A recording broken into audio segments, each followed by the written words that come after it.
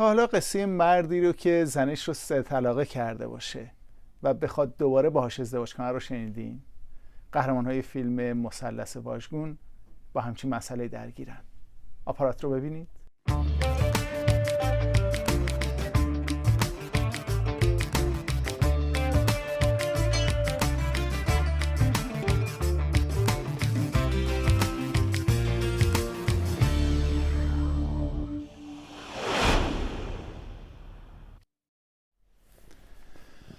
سلام، حسن صلحچو هستم. خوش اومدید به برنامه این هفتگی آپارات. در کنار جاده ها علائم راهنمایی و رانندگی همیشه خبر میدن، همیشه هشدار. ولی اگه یکی از این علامت ها سر و ته باشه چه اتفاقی میفته؟ مثلث واژگون، فیلم این برنامه ما، روایت رهگذران جاده های پرقصه هست.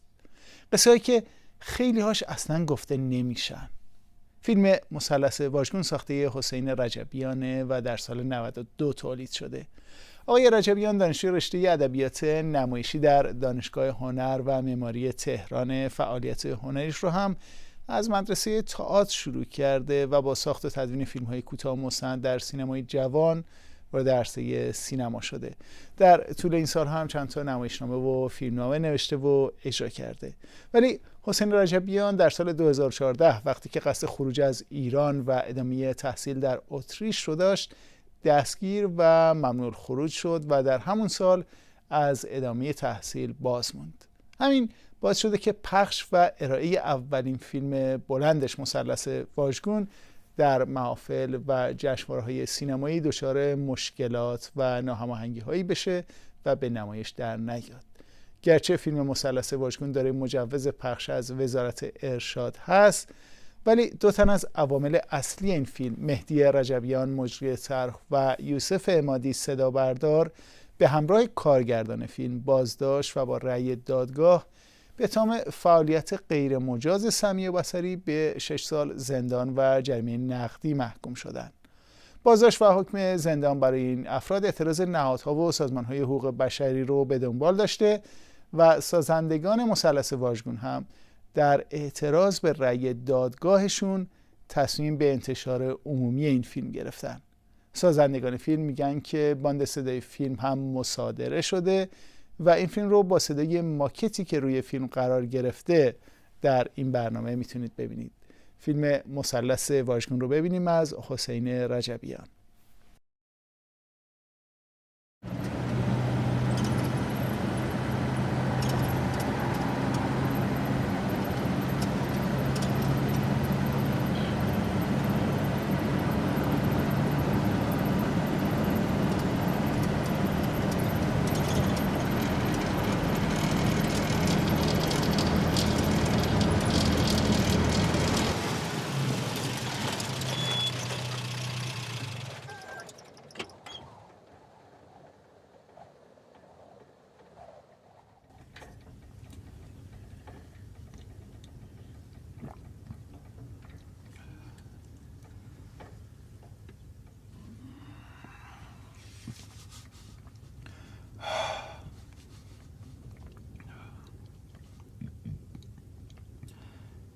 تعدادمون اونقدر زیاد بود که اسممون یادشون میرفت.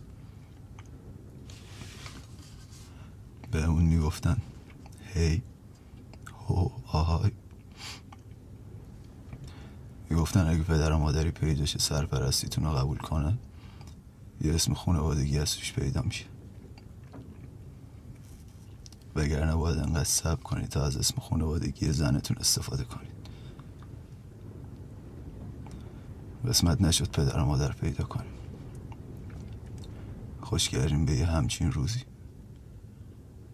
حالا هم که تو پیدا شده چرا با من حرف نمیزنی؟ یه چیزی بگو دلم خوشه. با من حرف بزن. با من حرف بزن.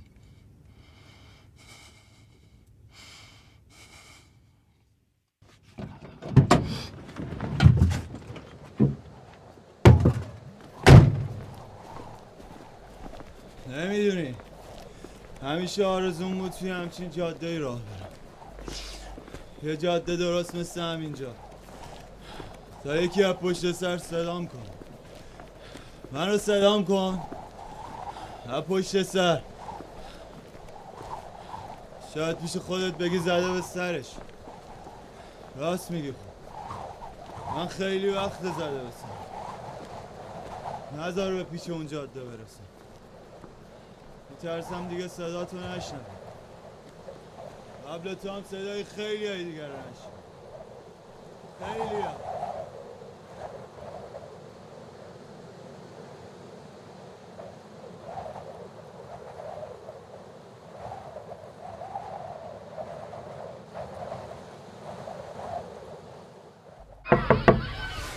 حرکت ممنوع اینجا حرکت.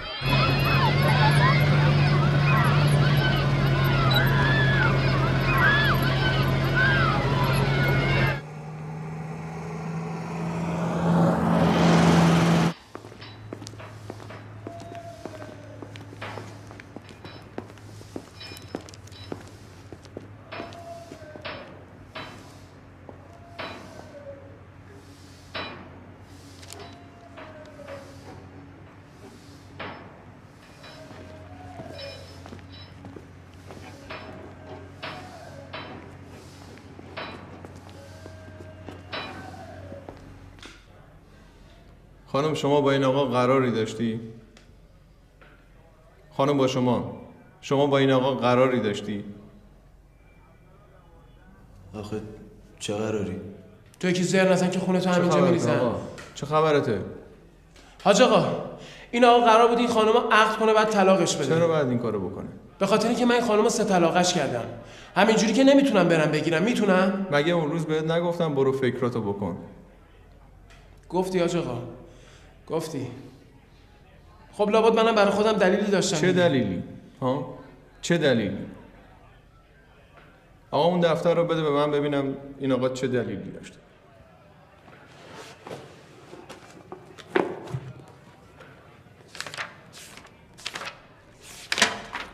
بفرما.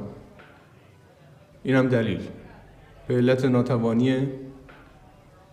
بفرما خودت بخون. اشتباه ثبت شده حاج آقا. دیگه داری حوصله‌مو سر میبری ها. برو بیرون آقا. برو بیرون. هرچی کوتاه اومدن باز داره حرف خودشو میزنه. آقا یکی بیاد این آقا رو ببره بیرون. آقا لطفاً یکی بیاد این آقا رو ببره بیرون. بله آقا. لطفاً این آقا رو ببرید بیرون آقا. آقا فرم. آقای محترم. بفرما بیرون آقا. بفرما. آقای محترم. آقا. آقای عزیز بفرما. اجازه نده کسی بیاد تو آقا. چشم آقا. خیلی خوب آقا. داشتی میگفتی. همین دیگه. آقا اینجا رو امضا کن. امضا برای چی؟ تعهدنامه است دیگه برای ایجاد مزاحمت تا اینجور حرفا.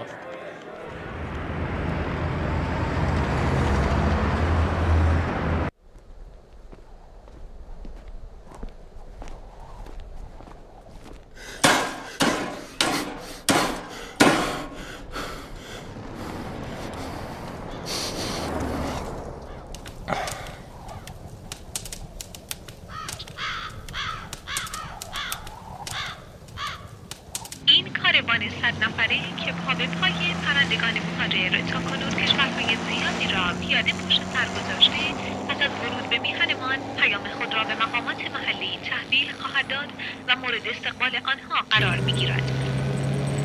شنونده اخبار از رادیو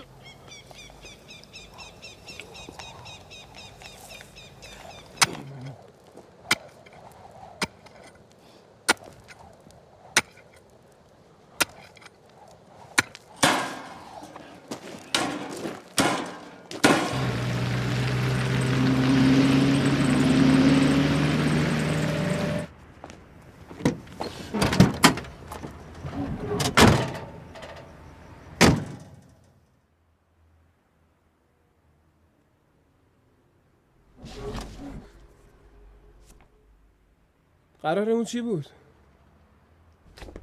تو با من چی کار کردی؟ برو بیرون.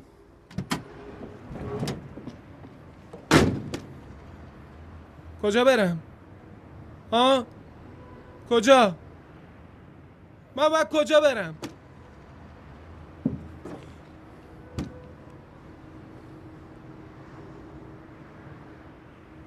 من براش خونه اجاره کردم. میخوام باش زندگی کنم، میفهمی؟ میای پایین یه امضا میزنی پایین طلاقنامه همه چی رو تمام میکنی همین الان.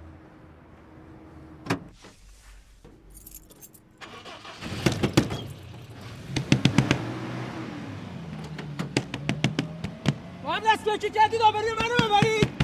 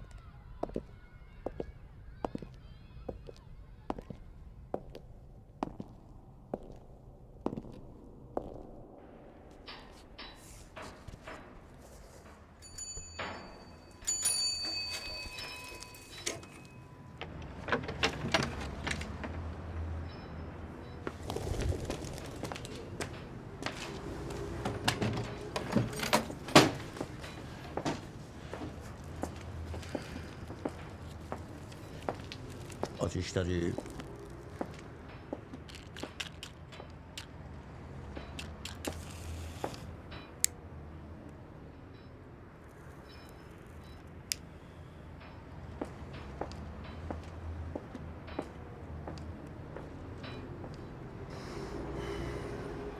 خب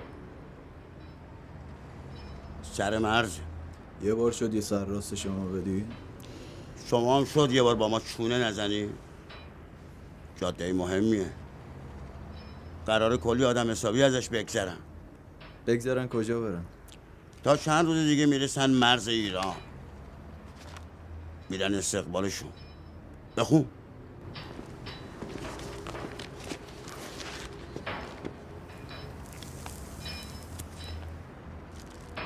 چرا همچین جاده ای؟ مگه میخوام اون خرقاته رو بیام؟ یه کاروان 100 نفره پا به پای پرنده های مهاجر کشور به کشور پیام میدن. چه پیامی؟ به من و تو چی؟ چند روزه باید کار رو تحویل داد. هرچی زودتر بهتر.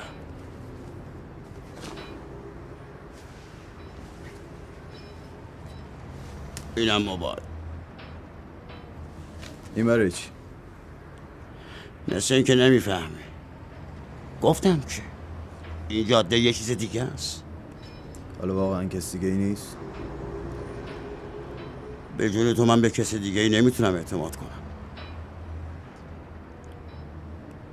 همین هفته پیش یکیشون خربازی در آورد، 7 تا ماشین پشتن شب کرد.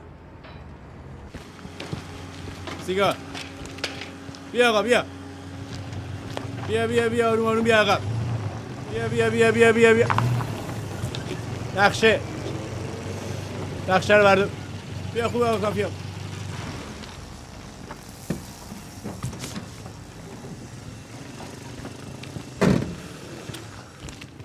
چه جاده پرتیه. شانس ماستی. علامت این باز علامت نزده که. شاید پشتش نوشته. بیا. رفته مثلا کارشناس ترافیک استخدام کرده. براش دختره رو آورده صبح تا شب برای سیگارش کنه. خیاله زنگ بهش بزن. بهش کن. دفعه چندم بشه. بیا دیگه آقا. ترک کرده بودی.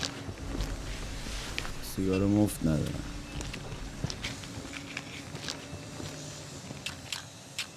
100 تا بار بزنم بسه؟ از اونها بیشتر بزن.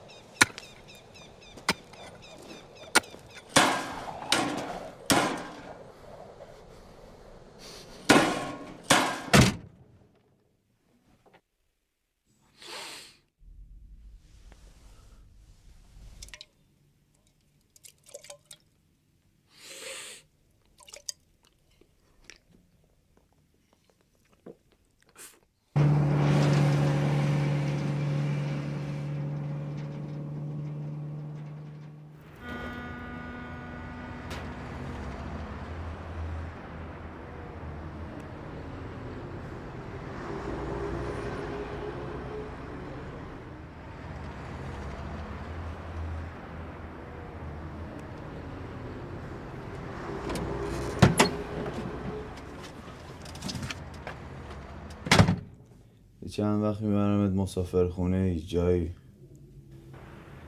اینجوری بهتره، امن‌تره. حداقل از شرش خلاص میشی. تنها نمیمونی.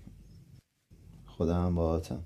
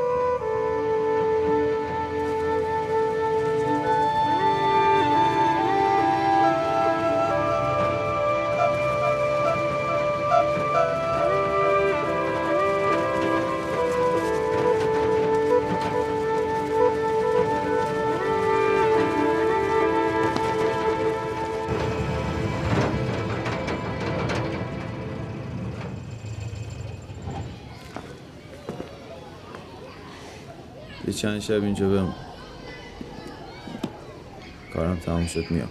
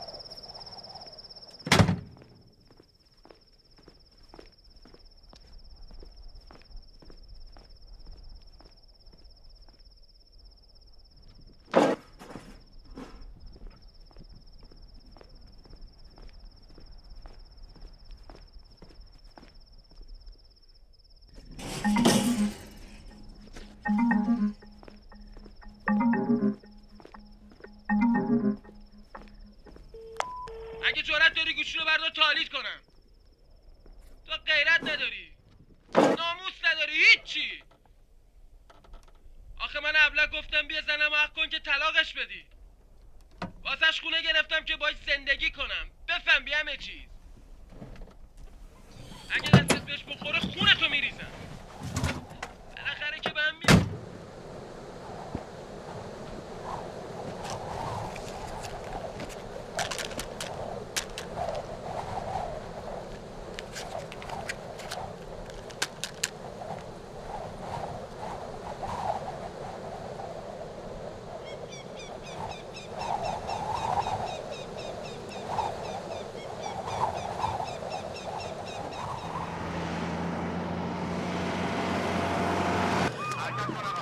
سر گردنه بالا دو تابلو رو اشتباه کاشتن. میبینی که بگیرنش تیکی تیکش میکنن.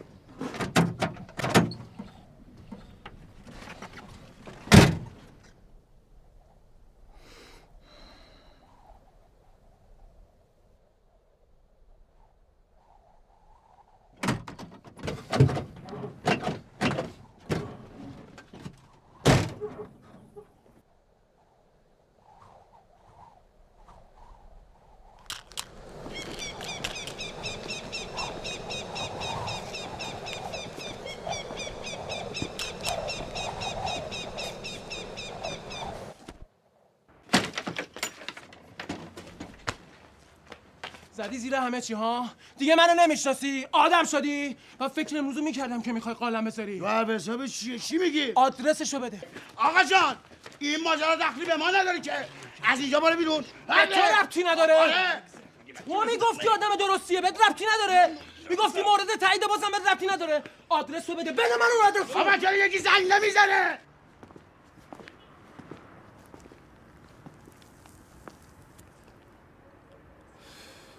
بیا بگیر. تو این زمونه همه تو ترکن.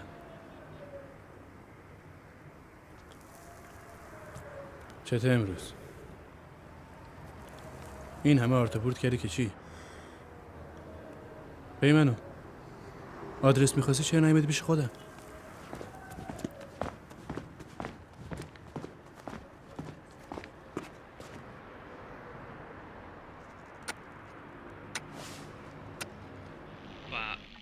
شدت بسیار زیاد بادهایی که از سمت چپ و راست میوزه در ارتفاع الو این مرتی که اومده بود اینجا داد و قال که آدرس تو ازم بگیره. مگه قرار نبود همه چی سوری باشه؟ کلی با هم حرف زدی، دست زنه رو گرفتی با خودت بردی تو کوه و بیابون که چی؟ یارو در به در دنبالته، برات درد سر میشه. الو به من زنگ بزن، منتظرم.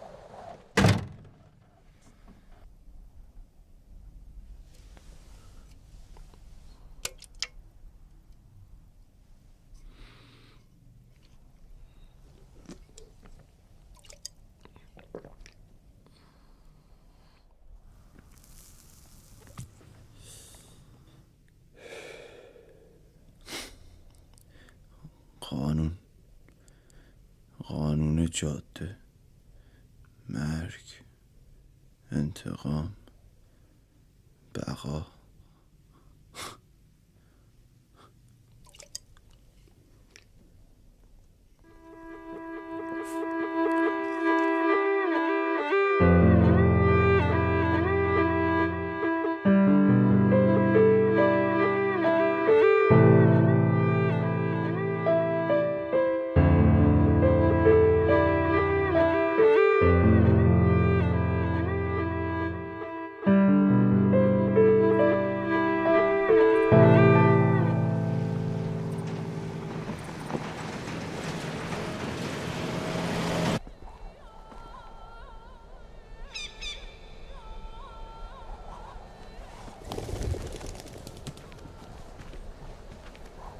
هر قبرستون که میرسم قلبم میگیره، انگاری عزیزترین کسم توشه. توی یتیم خونه میگفتم به اینجا که میرسید باید برا مردهاش طلب آمرزش کنیم. انگار زیر این سنگا یه دنیا مرده دارم. پدرم، مادرم. بعضی وقتا دلم میخواست به همه قبرستونای دنیا سر بزنم، برم پیش اجداد نداشتم، بهشون بگم که من هنوز زنده.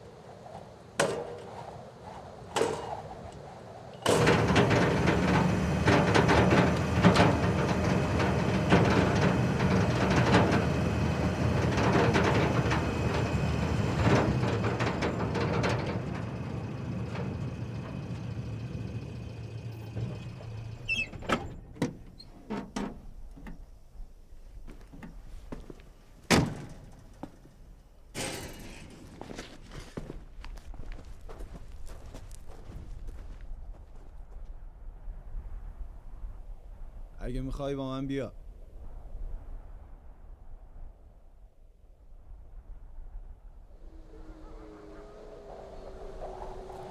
تو این سالا 1000 تا تابلو کاشتم،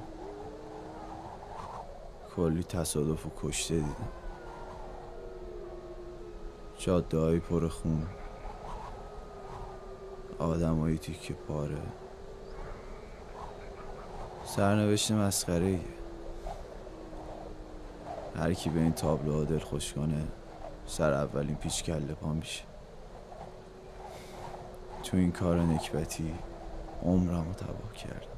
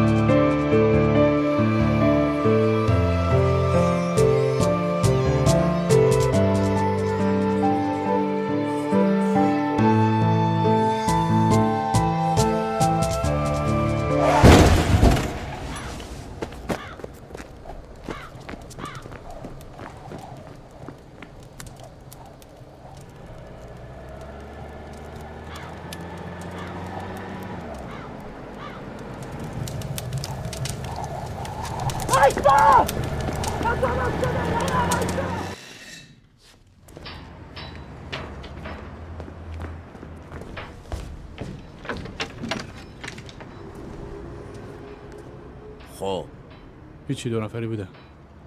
معمول بودم؟ آره، هیچ توی مایه. حرفشون چی بود؟ هیچ، سراغ تو رو میگرفتن. خب گفتم تو جاده ای حالا 10 تا ماشین چپ کرده. انگار دستور اومد تا قبل ورود کاروان باید جاده رو امن کنیم.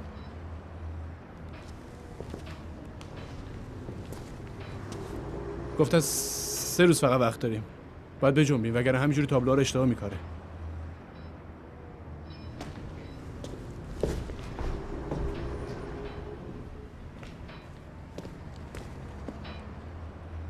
این دنکاری هیچ جا درس نمیکنه. رادیو، روزنامه، چه میدونم، هیچ جا. شیرفهم؟ شیرفهم؟ بله. کجا؟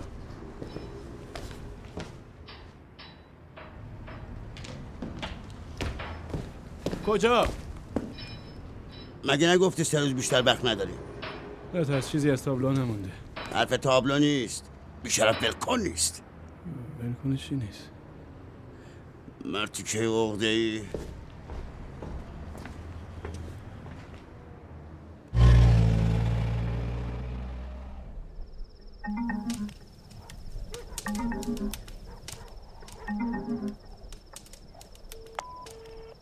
تو چه مرگته؟ مگه بهت نگفتم این جاده با بقیه جاده ها فرق داره. آیا کلی مأمور امنیتی رو با کردی تو کارگاه؟ 3 روزه باید تحویلت بدم. من حالا خون بالا خون کردی که چی؟ داری انتقام چی رو میگیری ها؟ بابا 100 بار بهت گفتم من تو اون ماجرای کوفتیش نقشی نداشتم. آخه چرا نمیفهمی؟ بیا هنوزم دیگه نشده. بگو کجایی؟ تا بندیاشو بزن.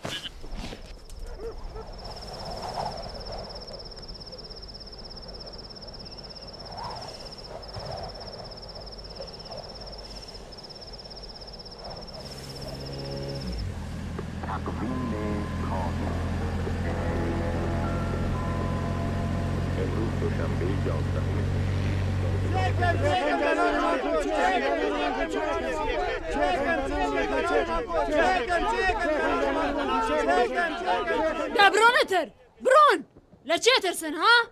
لاوك من الله كانتن دا كفن اگر من وانا نحسم بوچه جانا كانتن نسبيرن ودز من ها؟ دبرون برون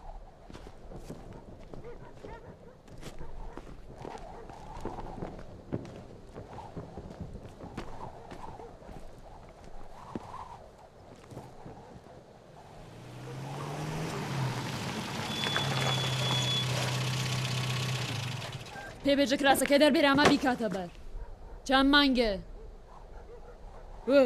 چند منگه نمیفهم یه با پیاوان هیچک نزنن هیچک میگم چند ماهشه کی؟ ده من خانومت چند ماه حامل است حامله نیست پس برای چه آوردیش اینجا نکنه خودت حامله ای آوردی از شرش خلاص شی؟ جاود یکی دیگر رو گرفته؟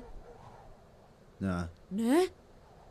گردی که نیازانی جنتم که حامله نیه شکل و قیافتم که مال اینجا نیه پس چیت به اینجا رسید؟ مسیر آدم حامله به اینجا رسه نه یا ایسه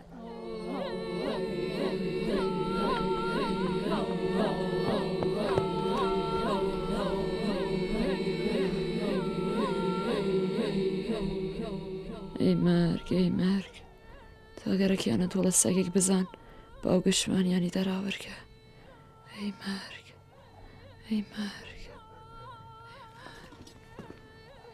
قابله ای؟ اگه منظورت نگهبان زنهای مردمه بله امریه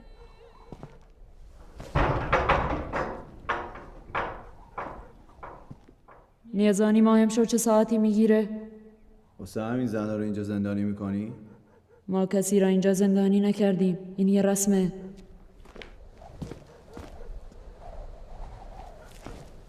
چه فرقی میکنه؟ یه جور زندانیه دیگه نکنه میخوای گل پسراتون با یه لکه ما گرفتگی تو صورت به دنیا بیان همین تو خودت فردا یقه ژنت را میگیری که چرا بچه هم اینطوری هن خب مجبور نیستم به ماه نگاه کنم اگه دست خودشانه خب ژن حامله وسوسه میشه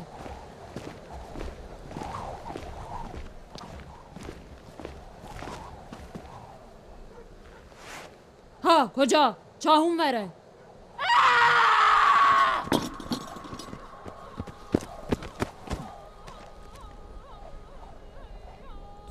تو این قبرستون کیا دفن شدن؟ طفلایی که مرده به دنیا میان رو اینجا دفن میکنن باید مادر یکی از این طفلا باشه نمیدونم مگه ژنت نیه؟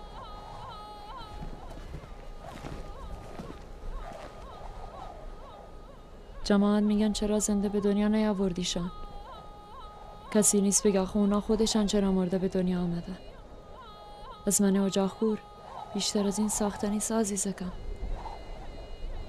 بهتره بریم تو جمع ژنای حامله امشب قرار ماه بگیره هرچی ژن حامله بوده را این تو حبس کردیم ببینیشان بد نیست انشالله سال بعد بچه خودت را بگیری. زنده و سرحال. بری.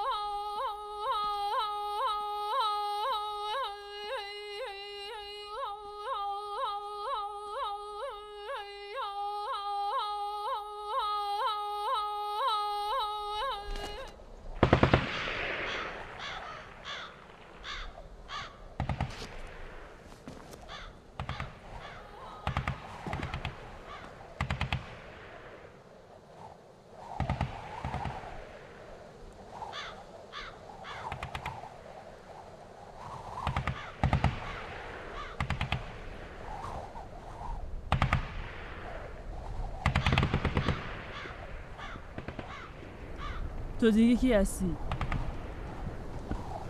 اینجا چه کار میکنی؟ با تو هم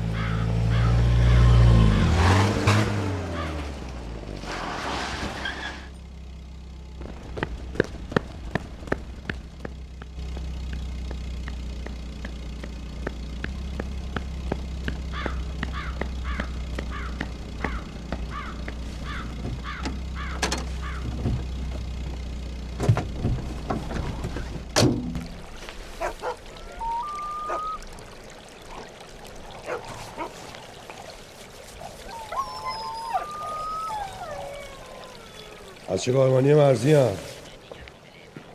چه کاروانی مرزی؟ ببین هیچ پرنده‌ای تو مرز هوایی رویت نشده.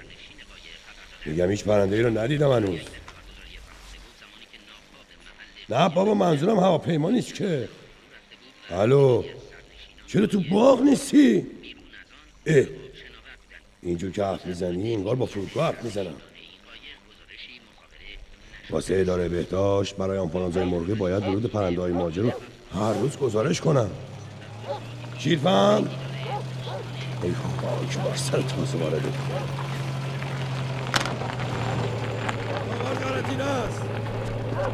کسی حق نداره رد شه. دور بزن. حالا کوتاه تو یکی حرف نزن که باید بری آب خنک بخوری. دمگی چیکار کردم؟ ببن اون دهن تو. خدا شاید رفته بودم دنبال سهمیه غذا. یک سهمیه غذایی بهت نشون بدم که دیگه منو گشنه و تشت تو این بیامون قال نذاری. باشا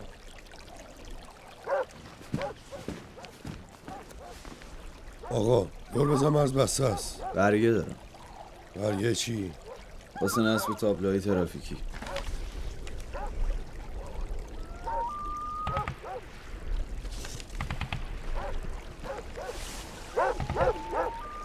واسه بزبایی نست اونجا منو نگاه نکن. برو تو منطقه گشتی بزن ببینی سر صدا واسه چیه. ده برو دیگه. چه فایده؟ کی به اینا توجه میکنه؟ واسه خودمون نمیکارم، واسه کاروان تو راهه. به همه بدبختی ما مال همین کاروان کوفتیه. ببین میبینی اون پایین چه جنگی به پا شده؟ هر روز کمی. شکارچی از یه طرف، قاچاقچی هم از اون ور. شما هم که چرا جلوشون رو نمیگیری؟ من چیکار دارم میکنم؟ نه من الان دارم چیکار میکنم؟ ما جلو همه رو میگیریم یا ما بهتره واسه خودتو بخوری.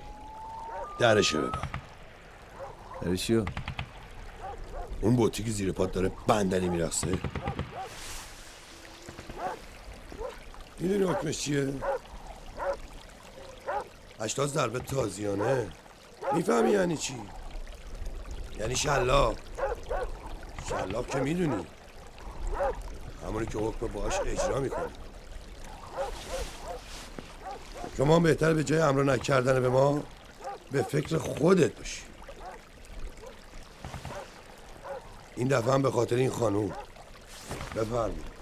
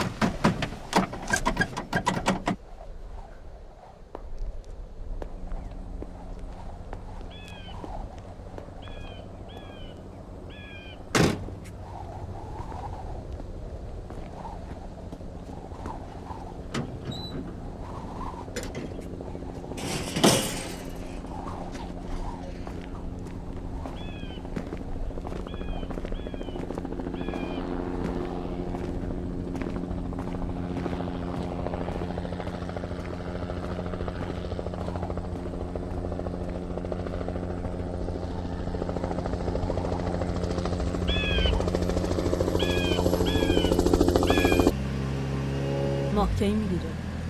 نمیدونم. رادیو نگفته؟ چیو؟ ساعتشو؟ نه. چرا؟ دنبال چی میگردی تو؟ این که ببینی کی میگیره؟ خب بگیره نگیره چه فرقی با ما میکنه؟ فرق میکنه. داستان ماه گرفتگی اینجا با جاهای دیگه فرق میکنه.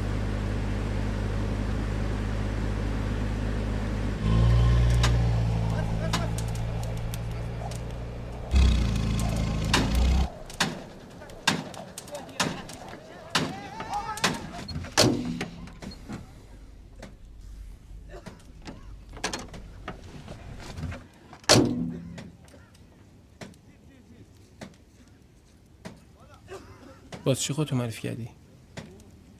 چه میدونم. زدی مردم رو ترکوندی؟ انتظار داری نازت کنن؟ مگه من مقصرم؟ اون مرتیکه رو ول کردی تو جاده، زده همه رو آشولاش کرده. حالا راه بیفت دنبالش تابلو به تابلو مسیر رو اندام بساز که چی؟ مردم کمتر بمیرن؟ تو این مسیر خیلی ها تابلو کاشتن.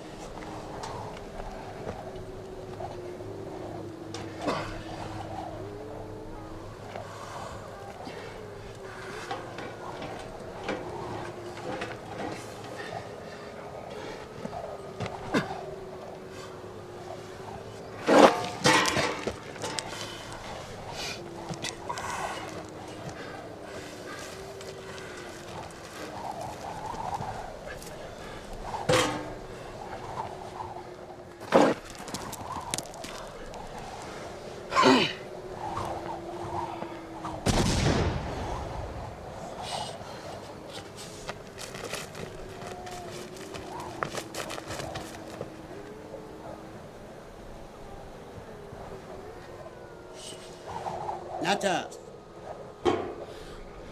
خیلی ها توی این جاده دنبال زنشون را افتادن. اولی نیستی.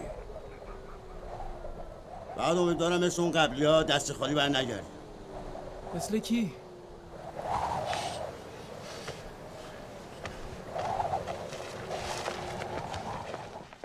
همه تو وقتی میخواین استخدام بشین زار میزنین، بعدش اما دم در میارید. اونم چه دمی؟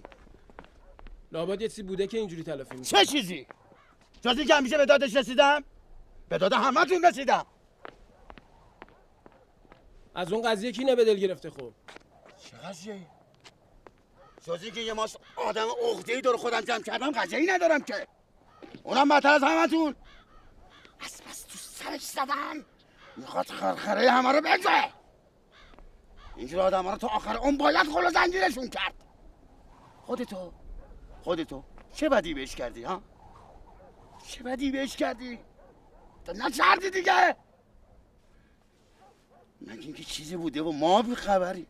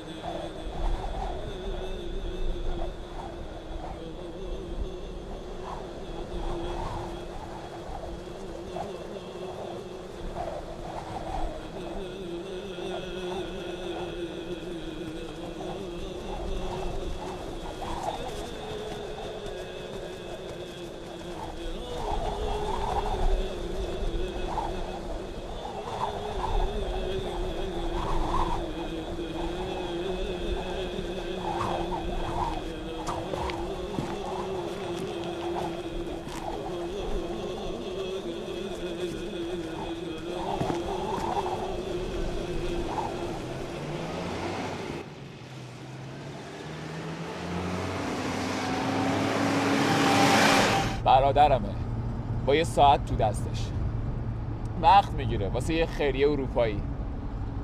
میخواستم ببینن هر چند ساعت یکی میره روی مین. بابت هر جنازه $2000 میدن. 1000 تاش میره برای بیمارستان، 300 تاش برای دکتر، 200 تا تهش میبونه. که اونم میره واسه باج دادن به 1000 تا دل دزد دیگه. بهش گفتم این کار عاقبت نداره ولی گوشش اصلا بدهکار نیست. از بس جسد و جنازه و خون دیده دیگه زده به سرش. راه افتاده عین دیوونا وسط میدون مین آواز میخونه. میگه میخوام برم آسمون.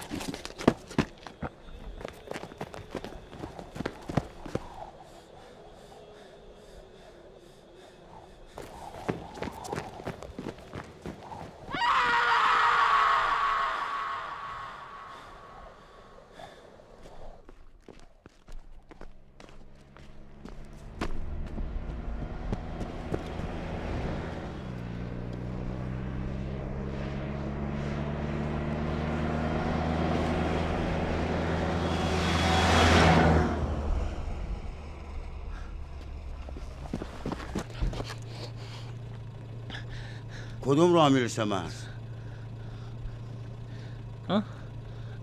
مرز راه؟ اینی که رفتی اون پشته.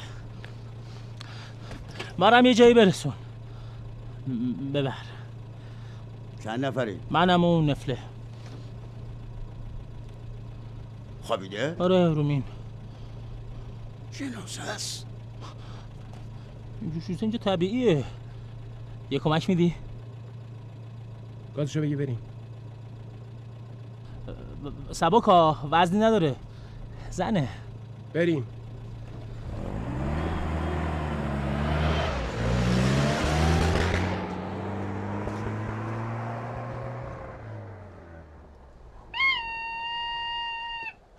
معلومه تو کجایی؟ آره؟ نه معلومه؟ بیا دیگه. بیا بریم. بیا بریم.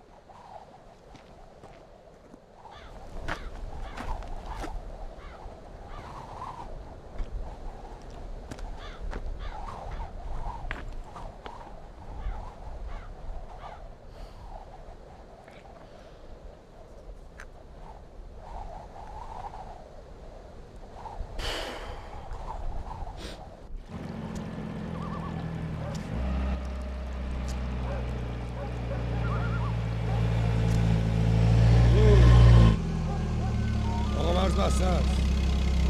همه جا قرنطینه است. دور بزن وای نستا. دور بزن دیگه.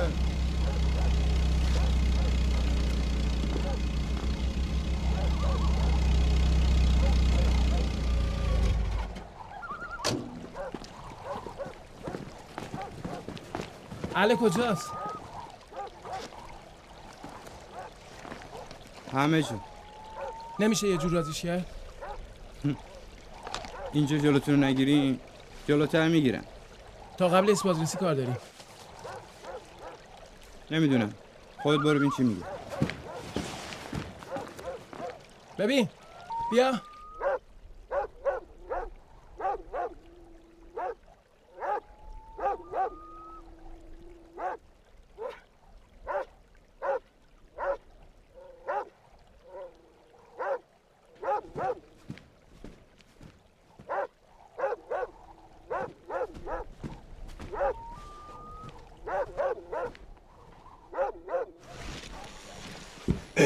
تو اینجا چی کار میکنی؟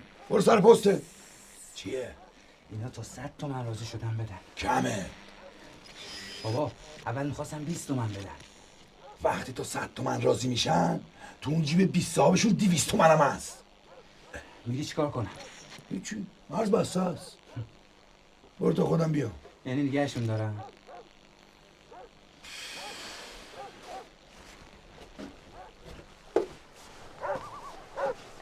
گردنتو خورد میکنم. چرا وایسادی؟ برو زنگ بزن بگو نیرو بفرستن. دستشو ول کن. دستشو ول کن. منظوری نداشت که. واسه من خط نشون میکشی؟ ها؟ برو. واسه من نگاه میکنه. فیلم بازی نکن. به گوغال قضیه رو بکن. چی رو بگم؟ نرخ تو. درسته تو. تهمت میزنید؟ باشه.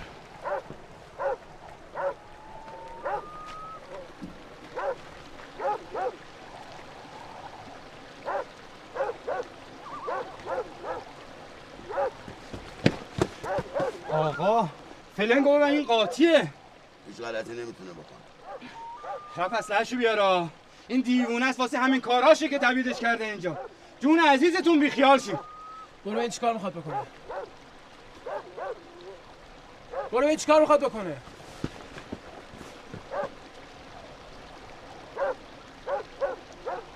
یه برگه با خودت میآوردی. مگه کف دستمو بو کرده بودم؟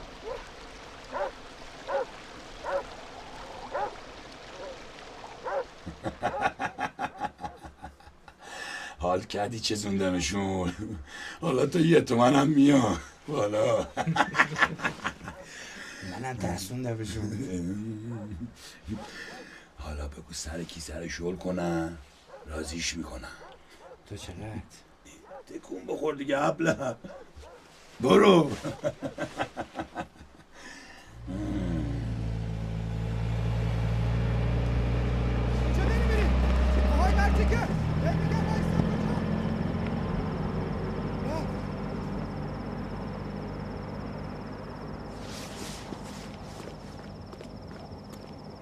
چی شد؟ رفتم. چقدر گفتی ها؟ 1 میلیون. قرارمون چقدر بود ها؟ قرارمون چقدر بود؟ 100 سالم خدمت کنی آخرش هم هیچ گویی نمیشی. برو گم شو بچه چشام. برو گم شو دیگه.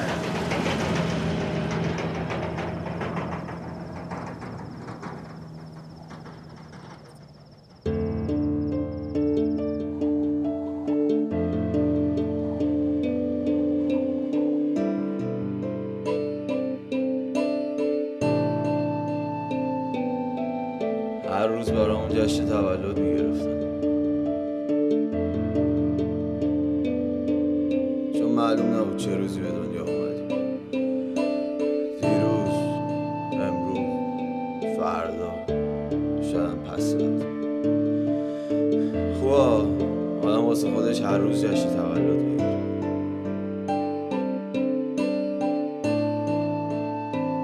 این همه جور خوش شانسیه.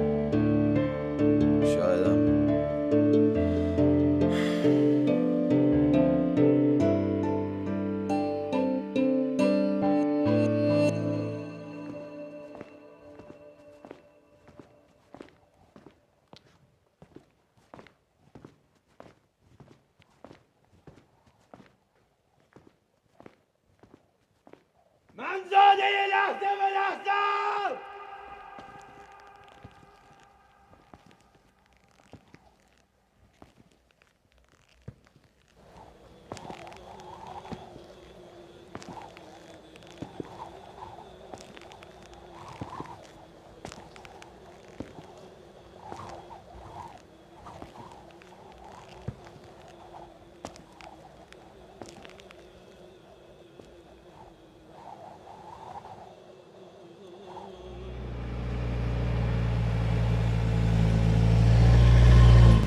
مگه زده به سرت میگم وایسا.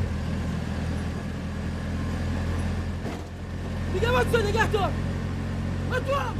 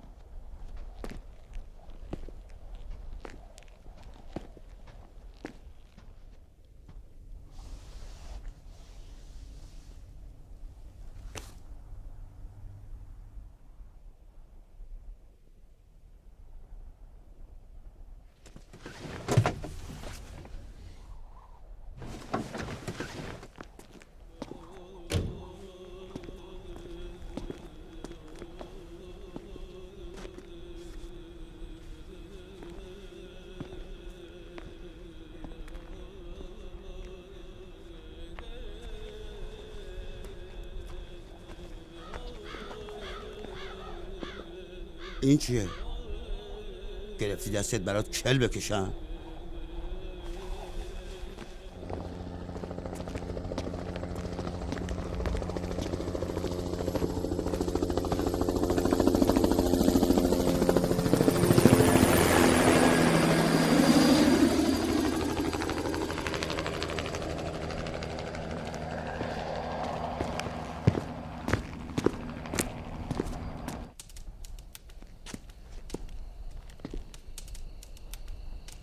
ابریه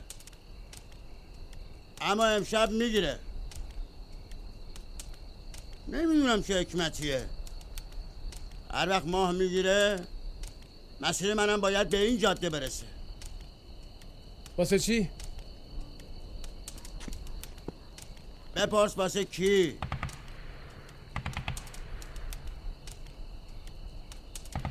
کمینه. بعد جو زدم به تیپ و تاره هم. کیا؟ شکاربونا، شکارچیا و قاچاقچیا.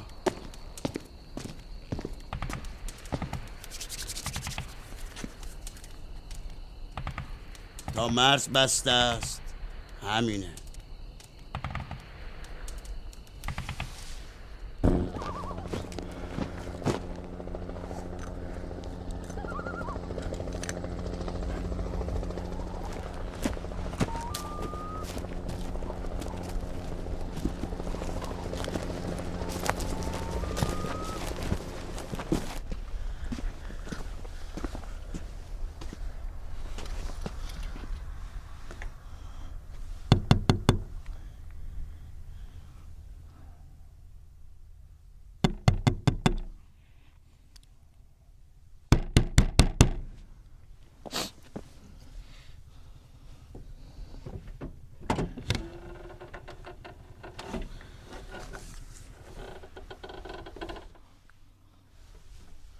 کجا میری؟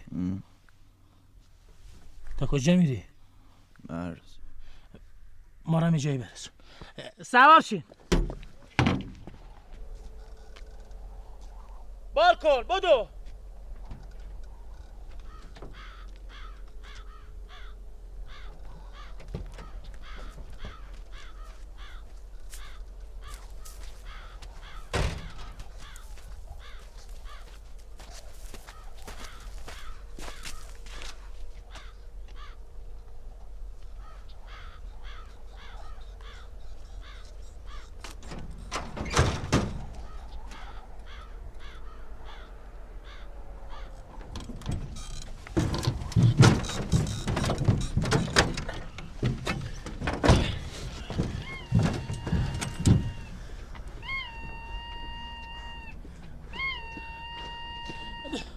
حالا ده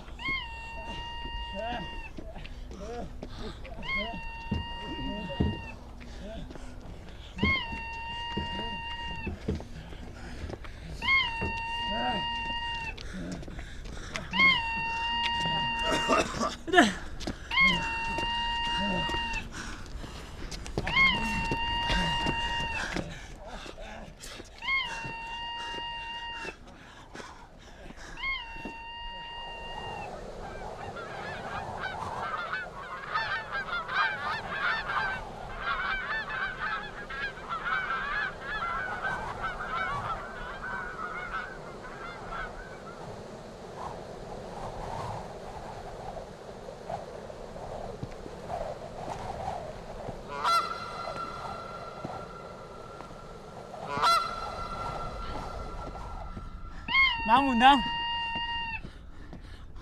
ما داریم شما رو میرسونیم، شما ما رو. چه فرقی میکنه؟ ما هم شدیم نشکش شما. چی میخواستی همینجوری وسط بیابون ولش کنیم؟ روزی امروزته که چقدر بهت میدن؟ اگه شانس داشتیم اینجوری تو بیابون آواره نمیشدیم.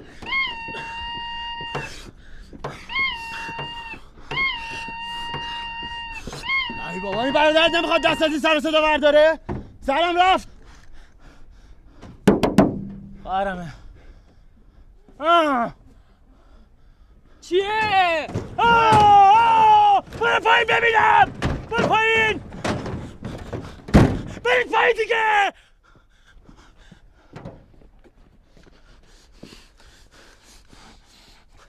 اینا چرا اینطوری لباس پوشیدن؟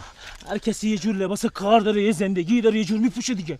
اون وقت شکار رحم نمیکنه با این رنگ و سر و صدا و ادوات فارشون؟ نه، باید اینجوری لباس بپوشن که اونا از اون بالا بیان پایین ما بگیریمشون دیگه. چیکار کنیم؟ لخت و قورشیم؟ ها؟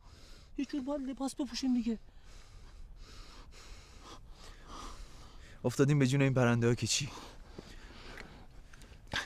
انتقام گرفتی تالا؟ ها؟ گرفتی؟ یه جورایی با ما همدردی. ببین به قول گفتنی شاعر این درد مشترک است، مرا فریاد کن. کوف نباش بیست.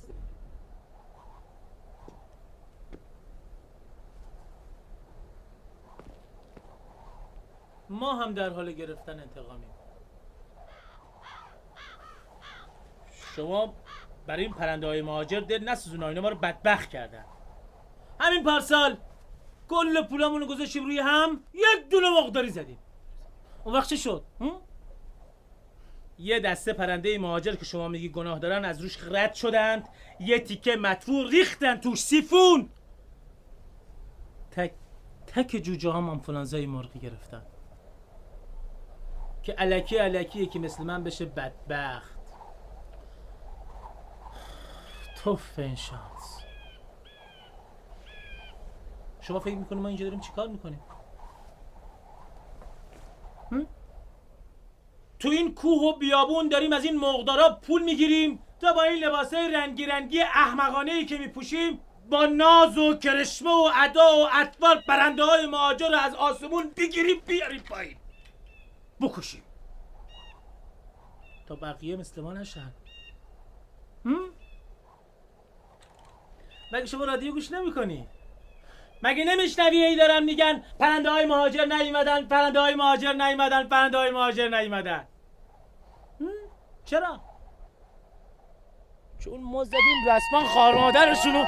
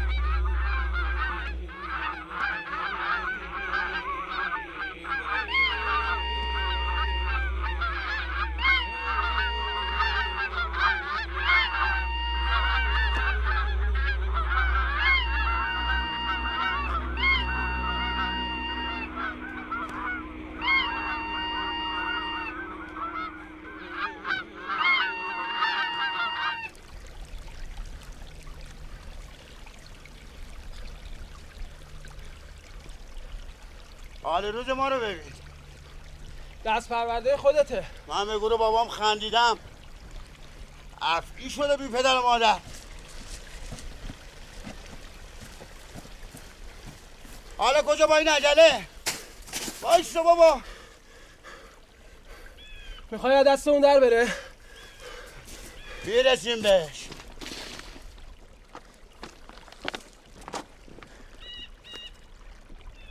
موندن میخوای باش چیکار کنی؟ نکنه میخوای دستی زنه رو بگیری و با خودت برگردونیش ها؟ چه فرقی با حال تو میکنه؟ حداقل اینا رو بگیر.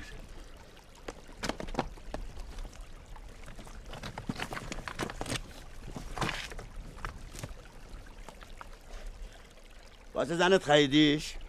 چه فایده؟ بهتره که بیخیالش شی. آبی که رفته دیگه بر نمیگرده. مرغم که پرید دیگه پرید. یکی با مرگ میپره، یکی هم با بیوفایی، یکی هم همینه دیگه.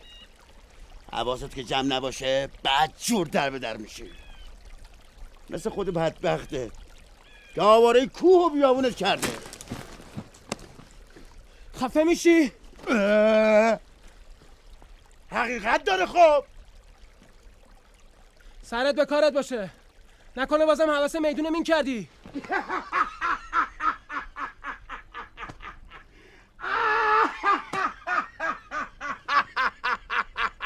من از میدون مین میترسونی؟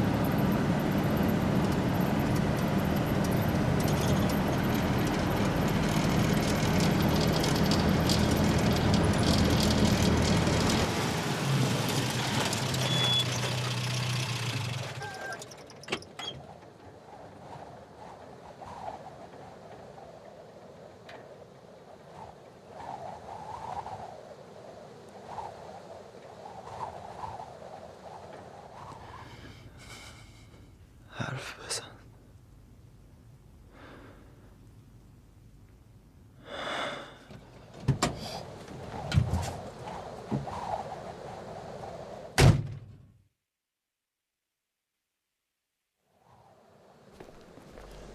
نمیدونی همیشه آرزوم بود توی همچین جاده راه برم. یه جاده درست مثل همینجا، تا یکی از پشت سر صدام کنه. من رو صدام کن از پشت سر. شاید پیش خودت بگی زده به سرش. راست میگی. من خیلی وقت زده به سر. نذار به پیش اون جاده برسم. میترسم دیگه صدا تو نشنم. قبل تو هم صدای خیلی های دیگر رو نشنم. خیلی ها.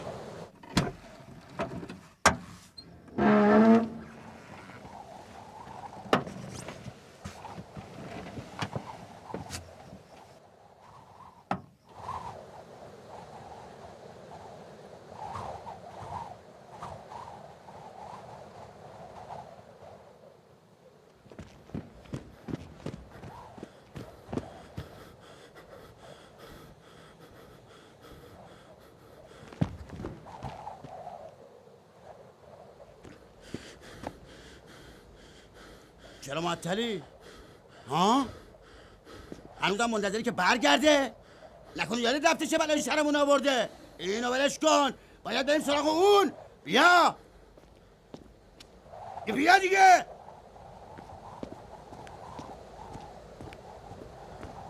بادو بیا دیگه. بادو باید بریم سراغ اون.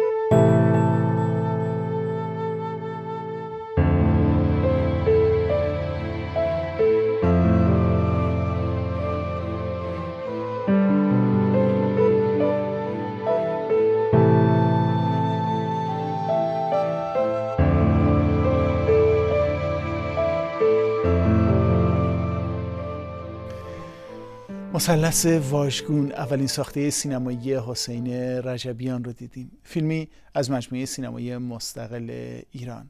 مثلث واژگون در یه فضای ذهنی سیر میکنه و با اتکا بر تصاویر سیاه و سفید و ترکیب بندی طبیعتگرایانش تأکید بر ذهنی بودن رویدادها داره. این نوع نگرش از خرده داستانایی که در دل فیلمنامه از جزء به یک کل میرسن شروع شده و در انتها بیان که درباره شرایط حکمی صادر کنه به پایان میرسه. فضای فیلم هم به تئاتر کمی نزدیکه و بیشتر سعی شده که به داستان رهگذرانی بپردازه که شاید شرایط اونها رو مجبور به گفتن داستانهاشون کرده. داستانهای حق به جانب که سرانجامی بی سامان رو براشون به دنبال داره. خب شما این فیلم کاملا متفاوت و فرمالیستی رو چطور دیدین؟ برامون بنویسید از طریق همون راههای همیشگی برنامه آپارات ایمیل ما به آدرس aparat@bbc.co.uk و یا از طریق صفحه آپارات در شبکه اجتماعی فیسبوک به آدرس آپاراتان BBC. همچنین جزئیات بیشتر در مورد این فیلم و نقد و نظرات بینندگان رو هم میتونید از طریق صفحه آپارات در وبسایت BBC فارسی پیگیری کنید به آدرس bbcpersian.com/aparat. مجال بیشتری نداریم تا فرصت دیگه. بدرود و پاینده باشید.